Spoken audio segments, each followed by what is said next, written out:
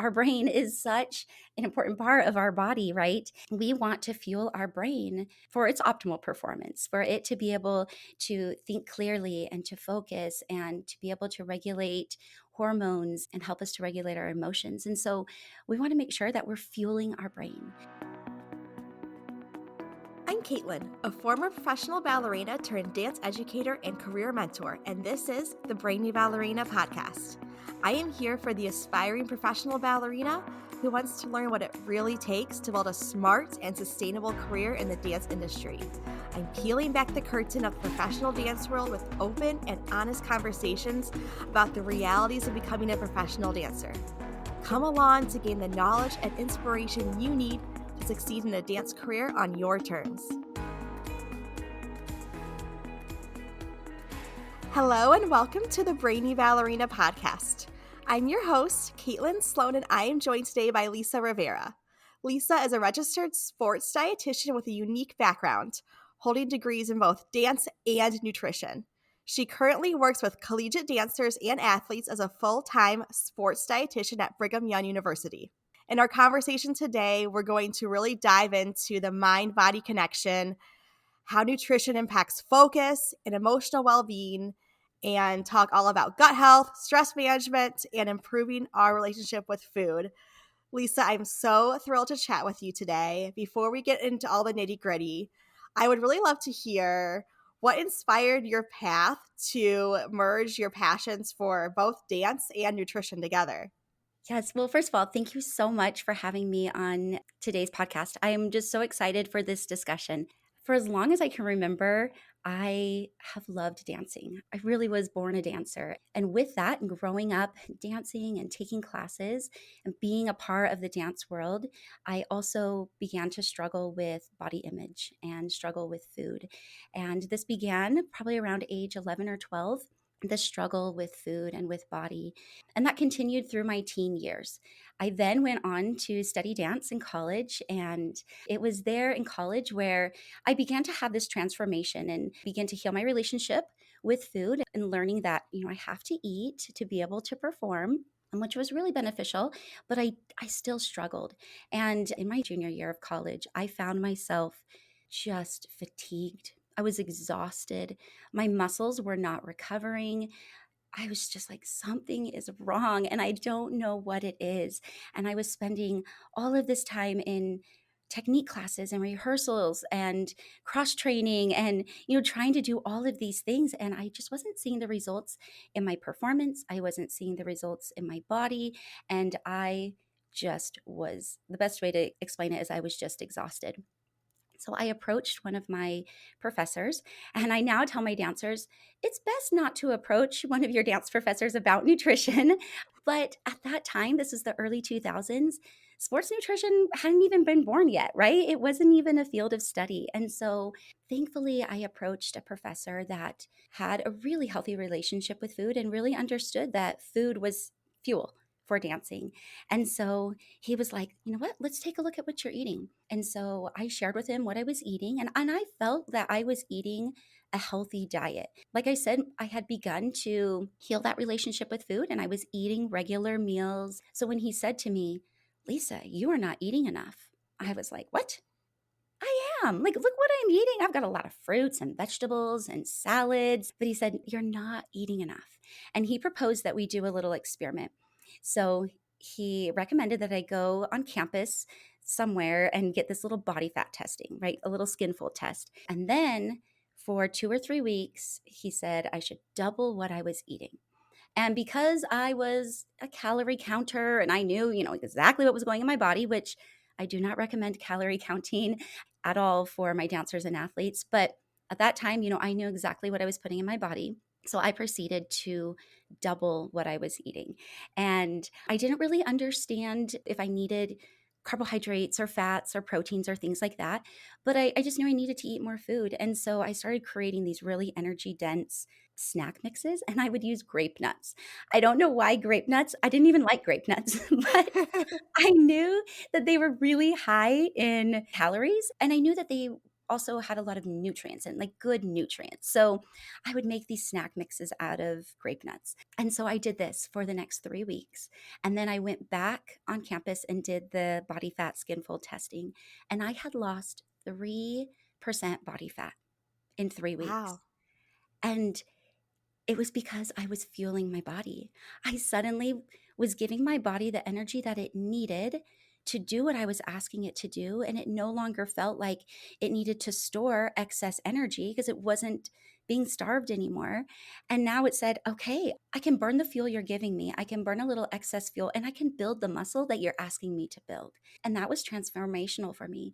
That not only transformed my relationship with food and my understanding of the role and the partner that food is in my dance and my performance and in my life as a human being, but it gave me confidence in food and in fueling myself. That confidence then rippled out into all areas of my life and specifically into my performance. And it was from there that my performance just improved so much that I was then able to perform with a touring company and had that opportunity to travel internationally and nationally.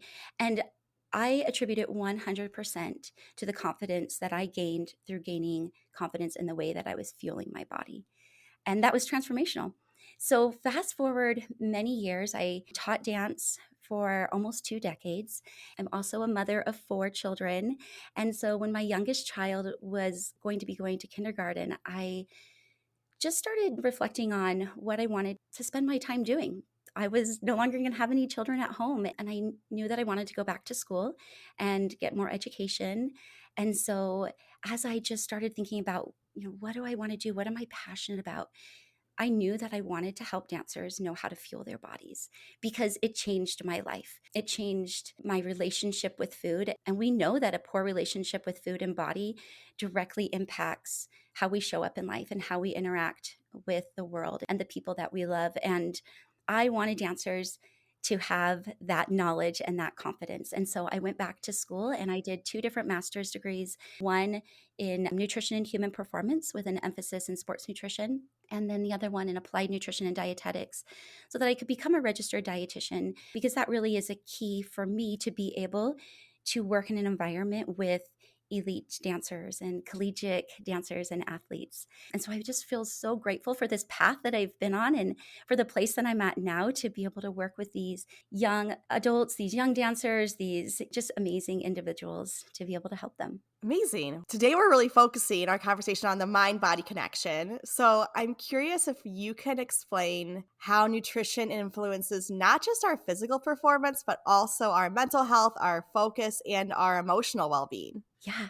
I love this so much because, nutrition definitely plays a role in our performance, the energy that we have, and in our ability to recover and reduce our injury risk. But we don't always talk about it in its relationship to our emotional well being and to our mental health. And I want to start first with talking about how nutrition impacts our brain. Because our brain is such an important part of our body, right? We want to fuel our brain for its optimal performance, for it to be able to think clearly and to focus and to be able to regulate hormones and help us to regulate our emotions. And so we want to make sure that we're fueling our brain. And we're going to dive into the nitty gritties of this, but we fuel our brain with carbohydrates. Our brain's main fuel source is glucose, and we get glucose from the carbohydrates that we eat. And so we have to consume those carbohydrates to be able to fuel our brain. We also need to think about how are we supporting our brain? And we support our brain with specific nutrients. One of the most important is omega-3s and how we incorporate those omega-3s into our diet.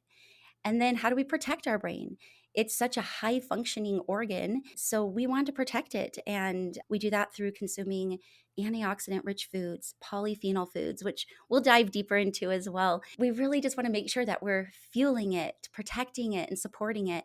And then finally, we want to make sure that we're freeing our brain. And that's where we let go of food restriction and we let go of this hyperfixation on food and body so that we allow our brain to be able to focus on the things that are really important and that matter the most, right? And so, really helping those dancers to gain that food confidence so they can let go of that food restriction. Disordered eating and eating disorders take a huge mental toll. Right? We're going to see increased anxiety and depression. We need to figure out and receive the help and the guidance that we need to be able to let go of that food restriction and that disordered eating so that we can focus on improving that mental health. With nutrition, also, there's this direct relationship between our blood sugar control and our mood and our mental well being and our emotional well being, right? Hangriness is a real thing, right? We've all experienced it, whether we're a dancer or not. To be hangry is our blood sugar is too low and our brain cannot function properly. And so we're irritable and we have mood swings and we're not able to focus. And so when we learn how to fuel our bodies in a way that supports our blood sugar, not only is that going to support sustained energy, but that's going to really help us to be able to regulate our moods and be in a mental state that is going to help us with our performance and those long rehearsals and all of that. Probably the last thing that we don't always think about is that the nutrients that we eat are the building blocks to our emotional well being. So, these nutrients that we consume in food are literally used to build our neurotransmitters like our serotonin and our dopamine and GABA and all these other things. And so, serotonin is the hormone that makes us feel happy. It makes us feel content. It also is directly related to our sleep quality and to our digestion. It helps to promote food to move through our gut. And if food isn't moving through our gut, we don't have just regular digestion. That doesn't make any of us happy. Mhm. We want to make sure that we have enough serotonin and dopamine. Dopamine is a hormone that makes us feel motivated. And that is a huge part of our mental well being is feeling motivated and excited about life. Dopamine also is needed specifically for the coordination of movement. So we want to make sure we're taking in those nutrients into our body so that we have enough of all these amino acids, but we have enough of those building blocks to create enough dopamine, create enough serotonin and GABA. This is a hormone that helps to regulate our nervous system and helps us to deal with stress and anxiety through a calming effect. Okay. Lately, I feel like we've been hearing a lot about the gut microbiome and the gut brain axis. I feel like I'm always hearing about this. For listeners who are unfamiliar with this concept, can you explain what this is and why is it particularly so important for dancers? The gut microbiome really is a super exciting area of research that has exploded within the last 10 years. And really, that's just because technology now allows us to be able to see the gut microbiome and to be actually able to study it. So, the gut microbiome is this complex organization of little microbes, these communities of microbes that live within our gut. They reside within our gut. We have microbiomes all over our body. We have skin microbiomes and nose microbiomes and eyes, and throughout our entire body, microorganisms reside. But the majority of them do reside in the gut and specifically in the large intestines. And we have a lot of different microorganisms that live there. Oftentimes we think of bacteria, which do make up a large portion of it. And that's what we're going to focus on a little bit more today specifically is the bacteria. But there's also fungi and archaea and viruses and just a large range of little microorganisms. So the microbiome specifically is these microorganisms and their genetic material, their genetic component, and how that relates to our function in our body. The genetic material of the gut microbiome is about 100 times greater than our actual own genetic material in the human genetics, which is pretty crazy. Like it impacts our health and our function tremendously. So, as dancers, we really need to understand this because it impacts so much of our health. It impacts our energy production and metabolism by influencing our thyroid. It impacts our brain. So that's going to impact our mental health and our mood. It impacts the production of our hormones, our estrogen, our progesterone. I mean, just all the hormones. The gut microbiome directly impacts these things. It impacts our immune system and inflammation in our body, which as dancers, we are in a chronic state of inflammation often because of all the recovery that's happening, right? All the training, and then there's a lot of recovery. And so we just need to understand just what an integral role this gut microbiome plays, and we want to make sure that it's healthy and that it's providing us with beneficial functions and not harming us. So the gut brain axis is this communication that happens between the gut and the brain, and it's bidirectional, so it goes both ways. And that's really important for us to understand because we want to make sure we're supporting both the gut and the brain to make sure that both receivers and communicators are optimally functioning. So, this gut brain axis, lots of different signaling pathways that happen within that, but to understand that they're linked. So, our gut health directly is impacting our mental health, our emotional well being. Does the mere thought of audition season make your palms start to sweat? Do you feel completely overwhelmed with getting everything together on top of your regular dancing schedule? I've been there, and I totally get it. As dancers, we spend hundreds of hours honing our technique and artistry. But when it comes to figuring out how to put together a resume or what to expect in a professional audition, we're often left to figure it out ourselves. That's why I put together the Ultimate Audition Guide. This is your one-stop shop for everything you need to tackle professional company auditions with ease. No more spending hours Googling and trying to piece together a somewhat coherent audition package. With this guide, you'll be ready to conquer audition season like a true professional. We're talking resumes, headshots, dance photos, dance reels, plus info on how to find auditions, what to wear, what to expect, how to budget, mindset tips, you name it, it is in this guide. You are ready for this moment. Head to the show notes, grab your copy of the Ultimate Audition Guide, and empower yourself with the knowledge to approach audition season like a true professional. Okay, so what are some of the foods or just overall habits that are going to best support this gut health and in turn our mental clarity, all these things you just talked about? So, food is definitely going to play a significant role in our gut health. Just a few other things, too, to think about is our sleep. That plays a role in our gut's health, our microbiome's health, our ability to manage stress. A lot of us, we feel stress in our gut. We feel it there. And if we're feeling it there, then the microorganisms are feeling it as well. Also, environmental toxins can influence our gut, microbiome's health, and our movement. So there's a lot of research on exercising at different intensities and durations and how that impacts the health of the gut microbiome. But we're going to specifically focus on food today and how that impacts our gut health specifically.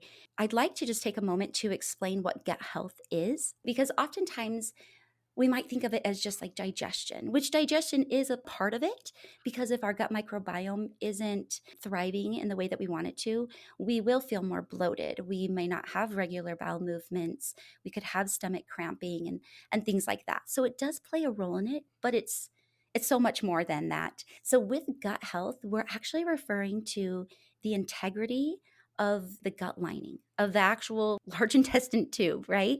And so our gut lining is made up of just one little layer of cells, just a tiny single layer of cells. And these cells are held together with little tight junctions. So if there is an insult to those cells and those tight junctions, then it creates a gap. Many of us have heard the term leaky gut before. And so it creates a little gap there in that tight junction. And then molecules from inside the gut, whether those are bacteria or food particles, proteins, whatever it might be that's inside of our gut, can get into our bloodstream. Our bloodstream is right there on the opposite side of the gut lining. And in our blood is our immune system. So the immune system is right there and ready to attack. And so if that gut lining is compromised and we have things leaking into the bloodstream, our immune system is activated. And that chronic activation of our immune system leads to inflammation and can lead to a lot of problems. So, gut health is how do we maintain the integrity of that gut lining? How do we maintain those tight junctions? And on top of that little layer of cells, there is a mucus layer. And on top of that is where all of the bacteria and the gut microbiome resides. And so, we want to make sure that all those microorganisms are thriving, the beneficial ones are thriving and in balance so that that mucus layer stays intact and that nothing gets down to that single layer of cells. So, if we keep that the integrity of the gut lining, then we are supporting gut health. That is what gut health is. So what we want to think about is how do we support the beneficial bacteria? They're living organisms, and so they have to be fed. And so the most important thing that we can do is feed the beneficial bacteria and limit food sources to the not so beneficial bacteria. So when we understand that beneficial bacteria, they eat fiber. They feed on fiber. Specifically, they feed on soluble fiber, but we're not going to get into the nitty gritties of, well, this one's soluble and this one's like that can become a little too much hyper focus. If we are just having a diet that's rich in a variety of different fibrous rich plant foods, we are going to be supporting the healthy bacteria that then in turn really help our health. So I love the term a plant forward diet. I don't think that we need to have only a plant based diet, but we want to make sure that we're consuming a lot of plants, whether that is fruits and vegetables, legumes, nuts and seeds, whole grains. And the more variety we can get, the more variety of fibers and of nutrients that we are going to get to help to support and feed those beneficial bacteria. The next thing that we can think about is increasing fermented foods in our diet. So for some people, this comes really naturally. Honestly, I'm not one of those people that eats a lot of fermented foods. So fermented foods have live microorganisms that are in the food, right? And so when we consume those live microorganisms, they can exert some really awesome properties and do some really great work in our body as they pass through. It's still really unsure about how many of them like take up residence and start to actually live and thrive in our gut. But while they're passing through, they can help reduce inflammation. They can help to produce neurotransmitters. There's a lot of things that they can do in our body. So these fermented foods, my favorite one and one that I eat it every day is yogurt. And so choosing a yogurt that has live microorganisms in it. But other ones to consider are kefir and kombucha, kimchi, sauerkraut. If you purchase it in the refrigerated section, it will have the live microorganisms. So, really, just finding ways to integrate these into your diet really is a habit that can help support the gut specifically. So if you purchase sauerkraut and it's not refrigerated, there are not live microorganisms in it? Yeah, that's right. Interesting. Yeah. Okay, well, I've been doing that wrong. It's the same thing with pickles. So you could purchase pickles Oh, in the refrigerated section, and those would have some live microorganisms, but pickles just in the regular aisle won't have them.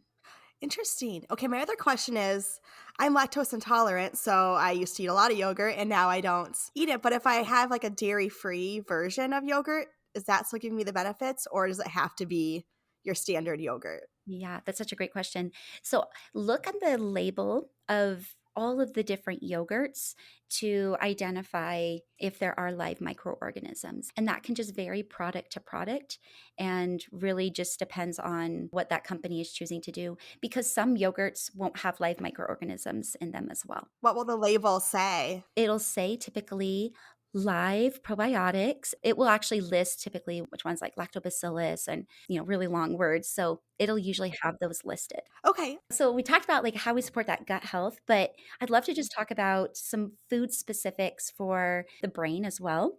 And Yeah. they correlate together. Like they cross over, of course. Like we talked about, is how we fuel the brain is with those carbohydrates. We can eat carbohydrates that are going to provide us with glucose, and they can be not so beneficial carbohydrates, and they can be whole food, nutrient rich carbohydrates. Both of them are going to provide us with glucose.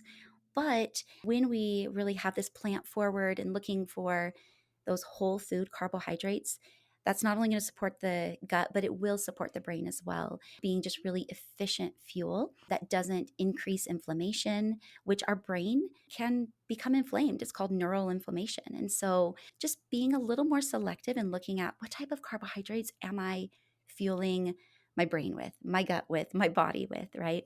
I really love to look at whole foods, but also there are going to be some minimally processed foods, bread and pastas and things like that, some crackers. But how can I find ones that are whole grain based? What does it look like if I do a whole grain pasta or if I do a cracker that has limited ingredients with the first ingredient being listed as whole grain? As dancers, we need some of those convenient foods. Time is definitely a challenge with dancers. So just looking for which carbohydrates are going to provide me with fiber and going to help support that. Also with the brain, we want to look at those omega 3s. Like I talked about, how do we support the brain is omega 3 fatty acids, which are directly found in our fatty fish. So, salmon, fantastic source of omega 3s. I don't know about you, but I don't eat salmon 2 or 3 times a week. I wish I did. Yeah. There's other fish like mackerel and anchovies, sardines, herring that are also fantastic sources of omega 3s. Specifically, we're looking for DHA and EPA. Those are the omega 3s that are going to be beneficial for reducing inflammation and supporting our brain specifically. There are plant sources of omega 3s like walnuts and flaxseed and chia seed, which are fantastic choices. It's just important to know that the omega 3s found in those sources is a different type. It's ALA, which is still beneficial for our body, but it's not easily converted into DHA and EPA. So we don't want to have those be our dominant source of omega 3s in our diet. And then we will talk a little bit about supplements, I hope, because an omega 3 supplement is typically where we're going to get a lot of our omega 3 fatty acids. Yeah, let's talk more about that because that can be such a confusing topic for dancers to know how much should I be supplementing? Like, how do you even know what your body needs? What's worth considering for gut and mental health? And what are some things we should be more cautious about? Yeah, definitely.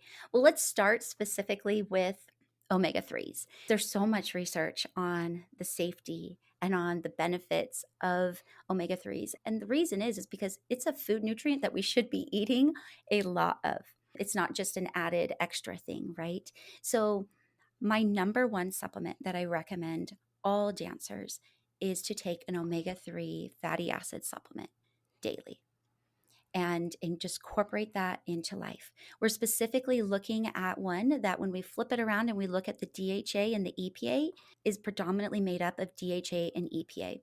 Oftentimes the label will say DHA and EPA and then it will say other omega 3s.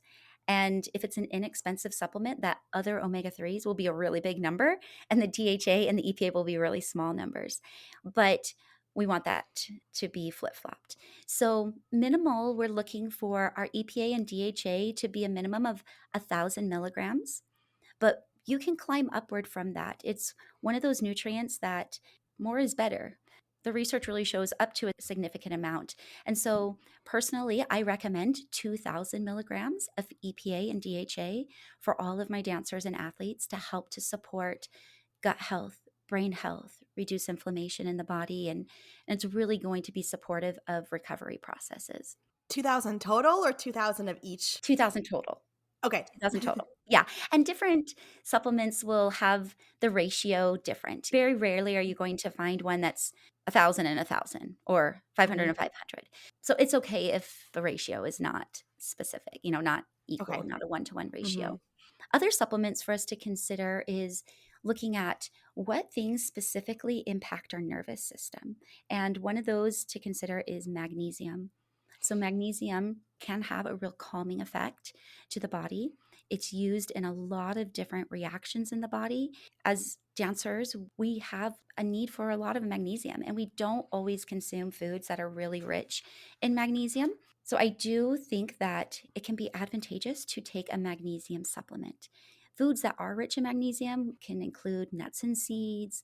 Dark chocolate is a fantastic one. It can be really rich in magnesium.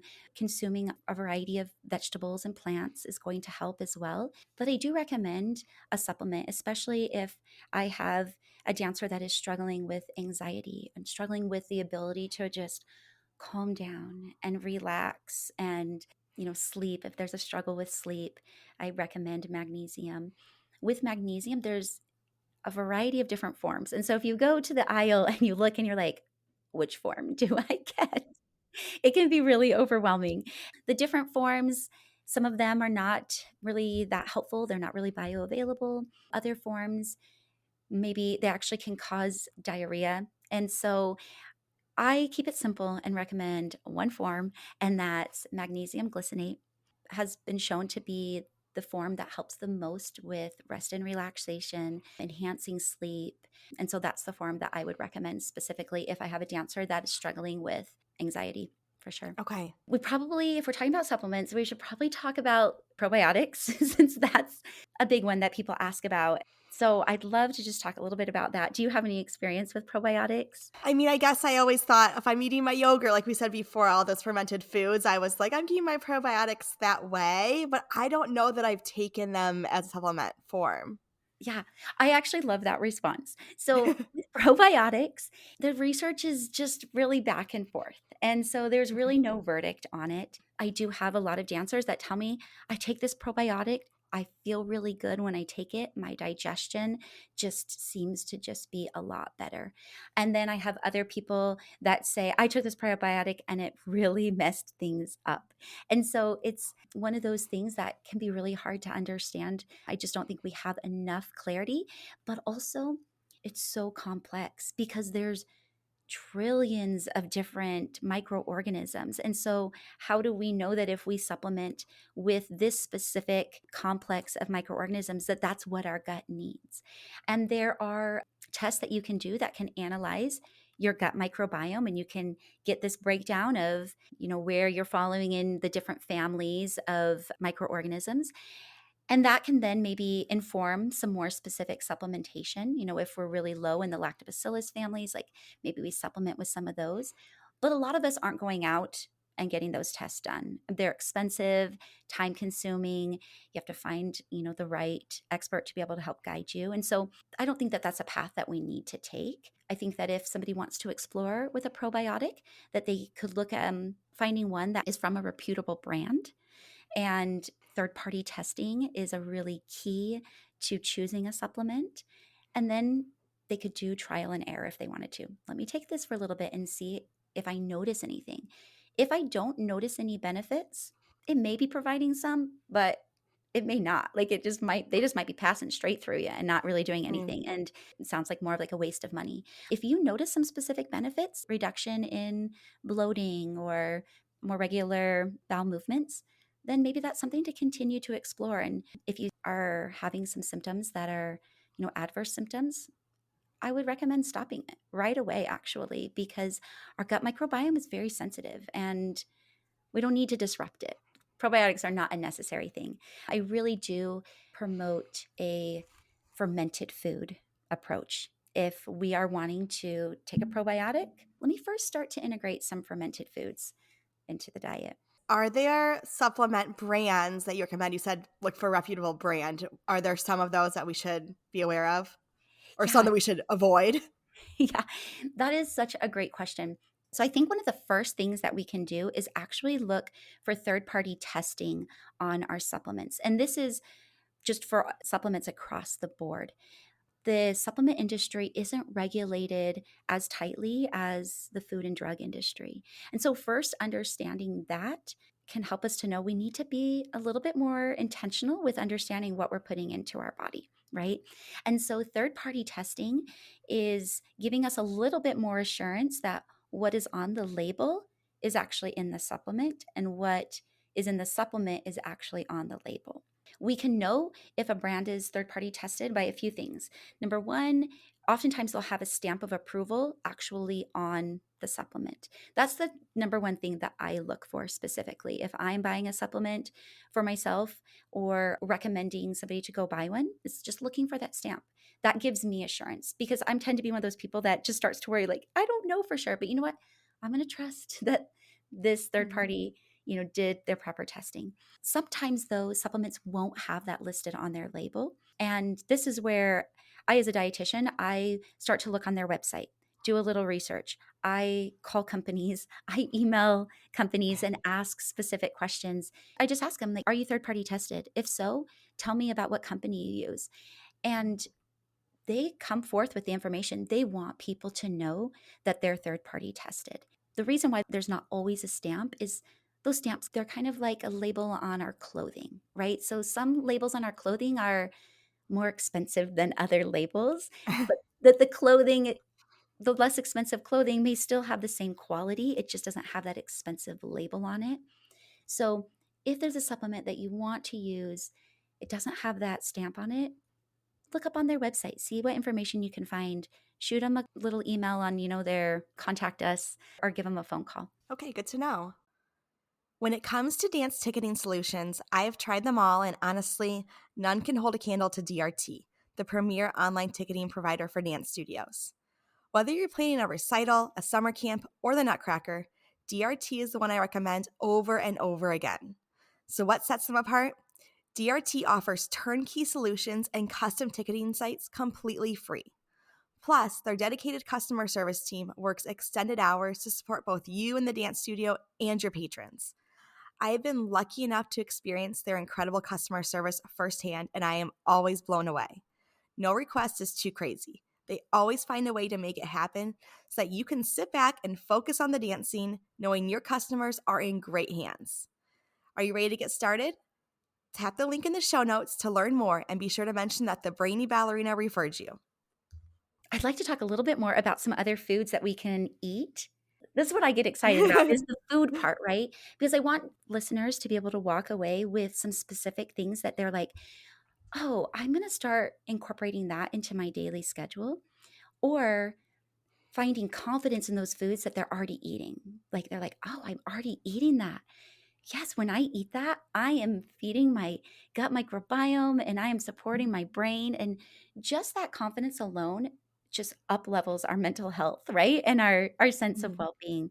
I want to talk about dark chocolate, actually. It is just a power food.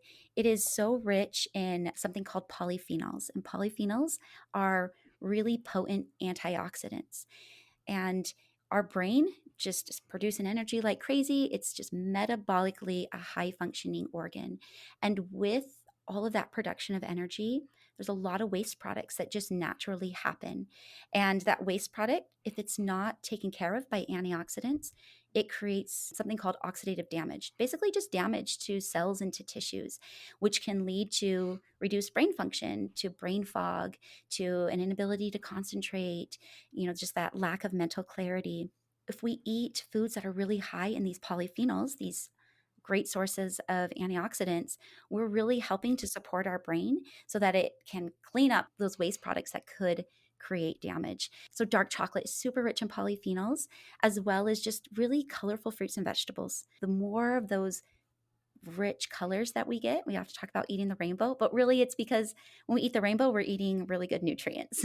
So really just increasing those colorful, just powerful foods. Dark chocolate, I love to throw that in my yogurt. I think it just is exciting, right? But also, it can take away a little bit of guilt that somebody might feel about having some dark chocolate daily or however often they choose to have it. But to know, like, you know what? This is actually supporting my mood. This is supporting, actually, there's research to show that it reduces cortisol levels, which is one of our stress hormones. When we eat it and we just feel like, oh, yeah, it really is doing that for us and it's beneficial for us. Also, other foods that can support our brain is eggs. We don't always think about that, but eggs are really rich in nutrients that our brain needs.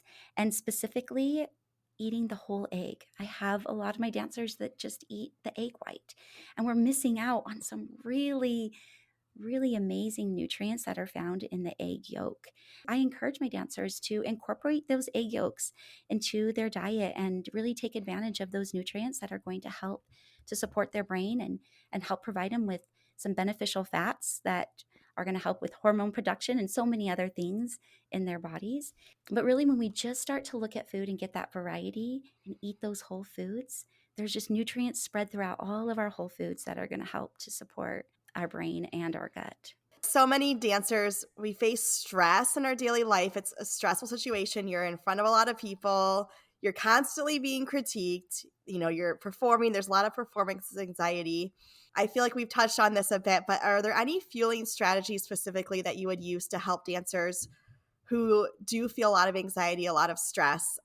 Maybe like what should they do on the day of a show or something like that to help them be able to perform their best? Yes. So that performance anxiety is a real thing, right? Some dancers experience it for days leading up, others maybe just hours, for others, just a few minutes, but it's directly going to impact how we perform on the stage or at least how we feel about our performance, which then adds to more stress and anxiety. Really, if our dancers can be confident that they know how to fuel their bodies, that's just one less thing that they need to worry about.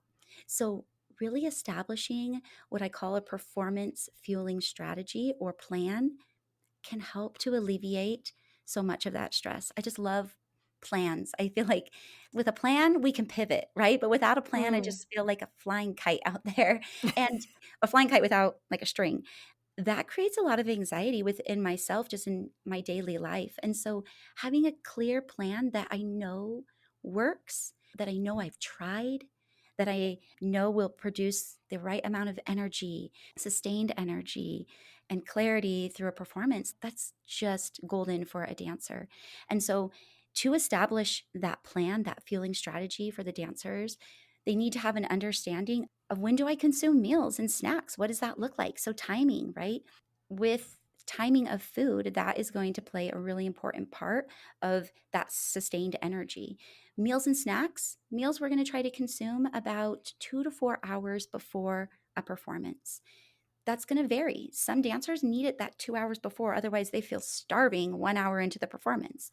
Others need it 4 hours. They need their stomach to feel a little bit more empty and kind of work through that food.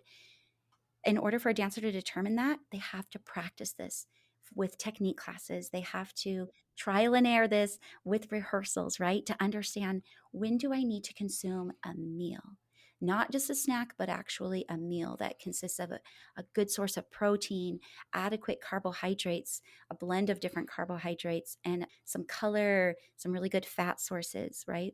And then we need to establish when are we going to have our pre-performance snack, because if we've eaten 2 to 4 hours before a performance, it's really beneficial to have something within 30 to 60 minutes before going out to help settle the stomach, to just bring peace to the mind, right? Those carbohydrates are fuel for the brain. And so having that pre performance snack, just 30 to 60 minutes, is a really important part of that plan.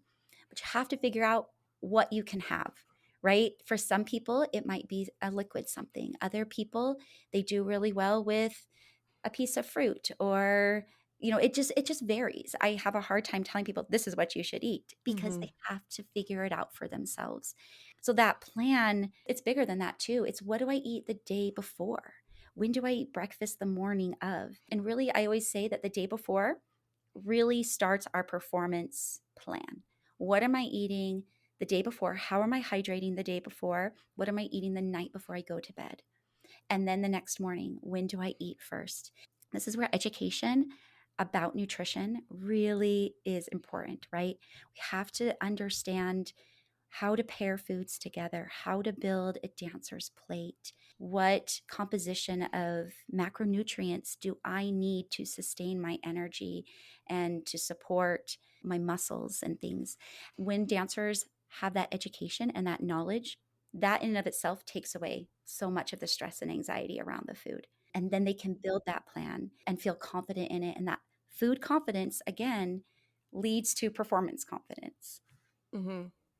That's so funny you talk about the night before too, because when I was dancing professionally, my husband would always say to me, like, okay, what do you want to eat the night before the show? I'm going to make sure I get you, you know, a full meal and make sure I had breakfast the morning up, because he just knows me and knows that when I get busy and hyper focused on something, I just forget to eat. Like, I'm just so go, go, go. And then all of a sudden I am hangry. I love that you're talking about being aware of the whole week, because he'd always say, okay, tech week, I know I'm responsible for you. Not everyone has that. So having that plan in place ahead of time, so that when you do get busy and it is a stressful tech week and you're in rehearsals without a lot of breaks, you have planned, so huge. It is. And I love that you brought that up because we can't always just fully rely on our body to tell us. Because when we're in a hyper state of stress, our hunger cues just get pushed to the back, right? And so we can't fully rely on that and that intuitive part of fueling our body. And so we have to have these fueling plans in place. And I love that your husband can be a part of that plan, right? I call it intuitive fueling. So we do definitely listen to our body and take our preferences into consideration and listen to our hunger and fullness cues, but we also understand that we can't always rely solely on that. And so we have a plan in place so that we can double check ourselves and saying, well, goodness, I'm not hungry right now, but I actually have to eat because I'm 4 hours out and I know I have to have fuel and that I can't eat all of this 1 hour out from the performance. That won't work. And so when we have that intuitive fueling, so we have that fueling plan and the intuition together, that really gives us that confidence. Mm-hmm. A lot of dancers are on tour and traveling a lot. And I don't know about you, but I always experience issues with digestion when I'm traveling. So I'm curious if there are any extra tips you have for dancers when they're traveling and have to perform and they're, to put it frankly, you can't poop. You're constipated, right? Yes. Oh my goodness. This is such a great question because it's such a real thing, right? There's a few things that are definitely going to impact that digestion and the inability to have that regular bowel movement. Our bodies are very cyclical. We have these very exact circadian rhythms. And that controls our sleep, but every tissue and organ in our body has a circadian rhythm, as does our digestive system. And so when we are traveling, oftentimes it's across time zones or our sleep is off. And so that's part of why our digestion is just struggling and we are very irregular. So if we can build in regular, consistent meals and try to keep them as consistent in terms of timing and in terms of quantity of food and types of food, that can be really helpful for regularity. Another thing for us to consider that I highly and strongly recommend is to pack food. I know it's just really precious space in our luggage, but if there are things that we can pack, for traveling internationally, just making sure that they can go through customs, but typically like packaged food can go through customs, that can really help to just keep our digestive system on, a little bit more of its regularity. But also it can be difficult in other countries to find the food that works for us. I know that when I was touring, sometimes we just get this like big fish put in front of us with, eyeballs and all. And I was like, Yeah. I'm supposed to dance in 3 hours? Like, what am I Yeah. eating? Right. So you can just look for the things that feel very familiar to you in a meal that's, available to you wherever you're traveling to. But also if you can take foods that are very familiar and things that you have, that's tried and true. You have practiced and used those things for rehearsals and technique classes and things. It is good. I am definitely a whole food. I love just how many whole foods can we get in our diets and trying to limit highly processed foods. But there are a lot of packaged, more convenient foods that are made with quality ingredients that are still really rich with fiber and using quality carbohydrate sources. And so finding those, exploring what types of products work well for you and exploring those while you're at home and then taking those in your suitcase, figuring out how much you need to take will be really helpful. This has been so helpful. I have one last question for you. If a dancer wanted to take one small practical step this week to support their performance and their mental well being in terms of nutrition, what would you suggest? This is such a challenging question because nutrition is so individualized, right? Yeah. So many different things to think about. I know for me when I was a dancer, what I needed, eat more, right? But Hmm. that's not the answer for every dancer is just eat more and it'll all be better. But for me, that's what I needed to hear. And so I think that the dancers, after they listen to our conversation, if they can just take a moment of quiet and just reflection to figure out, what do I need to do? Where am I struggling? Am I struggling to just get in my meals because I don't have the time to meal prep or to pack the food that I need? Or am I struggling with food restriction? Is that keeping me from fueling my body, my brain, and my gut microbiome? If they just take that time to figure out where they're at, that's going to help them to figure out a small thing to be able to do. I have dancers that come in and we've got a lot of things dialed in, but maybe they don't really like meat. And so they're not really eating any protein. And we just add that little bit in of protein to each meal and snack, and we figure out what protein sources they do like. That's a game changer. All of a sudden, they're like, oh my gosh, I don't have these sore muscles anymore because now they're providing the nutrients for that recovery. My small step really is to take some time and just do a little personal self reflection to figure out, where do I need to put a little bit of focus specifically. I will say that one dominant theme that I do experience with my dancers that I see is that very often it's eating regular and consistent meals.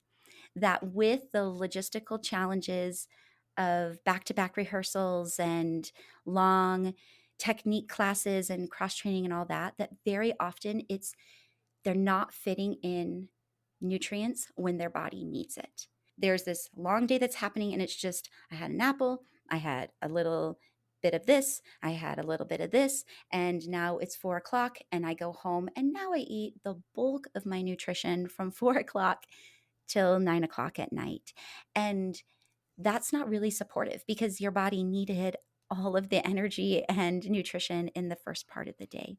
So, very often, I think the small step is, I need to make a plan so that I have food to eat during the day and have a regular and consistent meal and snack plan throughout the day. I will say that that's very often the one simple thing. And also just a call to action for directors or teachers, whoever's managing the schedule, to work into the dancer's day, realizing that they do need time to eat. You're not going to get the results you want if you just keep pushing, pushing, pushing. Yes, I think that's a huge part of it, is how do we integrate nutrition into dance training, into these programs and companies. It's such an integral part, and yet it kind of just sits off to the side. And that's one thing that I have been promoting significantly, and I work with some really amazing dancers and dance programs that are stepping forward and saying nutrition's a part of our program, and nutrition education and timing and opening up space for not only the dancers to eat it but to digest a little bit, because it's really difficult to digest food when we're in the fight or flight state. That is not the rest and digest state. And so to be able to allow them to come down from that high energy state and high stress state to eat and digest and reset, that is a reset not only for the body but for the brain, to be able to go and focus and remember choreography and pay attention to those fine details that the choreographers want to see. Yes. Yeah. Okay, amazing. If anybody answer listening here wants to learn more about you and your work, or they want to reach out for some support in figuring out these steps, where can they go to find you? Thank you so much for asking. I am a real proponent of nutrition education, and I've created 2 online courses specifically for dancers. I have an adolescent course and I have a collegiate and elite dancer course. You can find information about these at performancenutritioncompany.com. I'm really excited about making this nutrition education available just worldwide, right? So that dancers have access to curated information specifically to support their athletic performance, but without sacrificing their artistic expression. And so having this information just available in an online course so they can do it at home in these bite-sized nuggets. And so they can find me there. I also am on Instagram at Nutrition Co for dancers. Amazing. Okay, well, we'll put that on the show notes. And thank you so much for all this today, Lisa. I have so many thoughts swirling in my head of things that I want to check out. So I really appreciate all of your advice today, and thank you for taking the time. Thank you so much. This has been wonderful. Thank you for tuning in to the Brainy Ballerina podcast. If you found this episode insightful, entertaining, or maybe a bit of both, I would so appreciate you taking a moment to leave a rating and hit subscribe. By subscribing, you'll never miss an episode, and you'll join our community of dancers passionate about building a smart and sustainable career in the dance industry. Plus, your ratings help others discover the show too. I'll be back with a new episode next week. In the meantime, be sure to follow along on Instagram at The Brainy Ballerina for your daily dose of dance career guidance.